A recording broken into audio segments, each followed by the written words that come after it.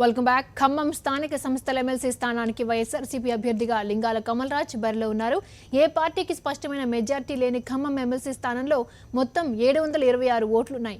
ఇందులో ఎంపీటీసీలు 584, జెడ్పీటీసీలు 41, కౌన్సిలర్లు 96, ఎక్స్ అఫీషియో మెంబర్లు 5 ఉన్నారు. ఈ క్రమంలో వైఎస్ఆర్సీపీకి 108 ఓట్లున్నాయి. విజయ అవకాశాలపై వైఎస్ఆర్సీపీ నేతలు ధీమా వ్యక్తం చేస్తున్నారు.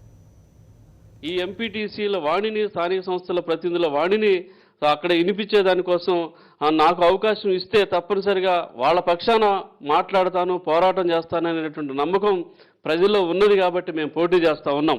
అలాగే చాలామంది చెప్తా ఉన్నారు 726లో 114 ఉన్నోళ్ళు ఎలా గెలుస్తారని. కానీ ఒకళ్ళు 40 స్థానాలు ఉన్నటువంటి వాళ్ళే పోటీ చేశారు. మరి వారు ఎలా గెలుస్తారు?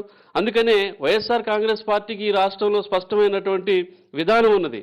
అపవిత్రమైనటువంటి పొత్తులతోటి, అనైతికమైనటువంటి పొత్తులతోటి తెలుగుదేశం, కాంగ్రెస్, సిపిఐ, సిపిఎం వీళ్ళందరూ కలిసి ఉన్నారు.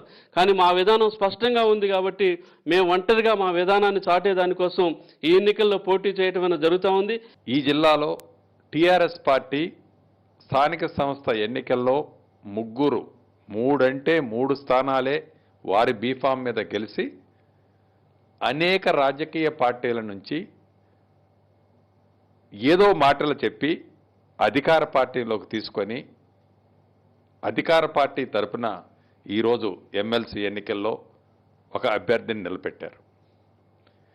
కానీ వైఎస్ఆర్ కాంగ్రెస్ పార్టీకి లెక్కల ప్రకారం 108, 109 ఓట్లు ఉన్నప్పటికీ దివంగత నేత రాజశేఖర్ రెడ్డి గారు ఏవైతే మంచి కార్యక్రమాలు చేసి ప్రజల గుండెల్లో చిరస్థాయిగా దేవుళ్ళ నిలిచారో అది చాలు మా అభ్యర్థిని గెలిపించడానికి.